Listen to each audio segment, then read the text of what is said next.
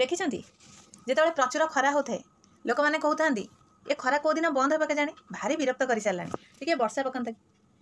ଯେତେବେଳେ ଖୁବ୍ ବର୍ଷା ହୁଏ ସେତେବେଳେ ଲୋକେ ସେ ବର୍ଷା ଉପରେ ବି ବିରକ୍ତ ହୁଅନ୍ତି, କୁହନ୍ତି ଏ ବର୍ଷା କାହିଁ ଏତେ ଜୋରେ ହେଉଛି, ଘରୁ ବାହାର କରିଦେଉନି, ଟିକେ ଖରା ମୁହଁ ଦେଖନ୍ତେ।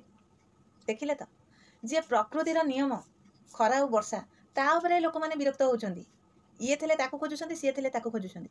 ତାହେଲେ ଆମେ ତ ଛାର ମଣିଷ, ଆମ ଉପରେ ଏମାନେ ବିରକ୍ତ ହେବାଟା କ'ଣ ନୂଆ କଥା? ଆମ ଉପରେ ଏମାନେ ବିରକ୍ତ ହେଲେ ଆମେ କ'ଣ ବିଚଳିତ ହେବା କଥା? ଏମାନେ ଭଗବାନଙ୍କୁ ଛାଡ଼ୁନାହାନ୍ତି, ଆମେ ତ ଛାର ମଣିଷ।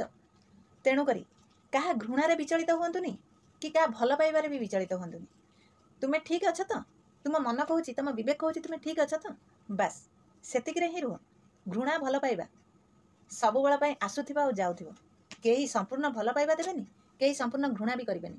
ତୁମକୁ ଯଦି 98% ଲୋକ ଭଲ ପାଇବା ଦେଉଛନ୍ତି, 2% ଲୋକ ଯଦି ଘୃଣା କଲେ, ଅସୁବିଧା କ'ଣ ହେଲା? ତୁମେ ଭାବି ନେବା ଦରକାର ଯେ କ'ଣ 98% ଲୋକ ଭୁଲ, ସେମାନଙ୍କର ଚିନ୍ତାଧାରା ଭୁଲ, ଏ 2% ଲୋକଙ୍କର ଚିନ୍ତାଧାରା ଠିକ୍।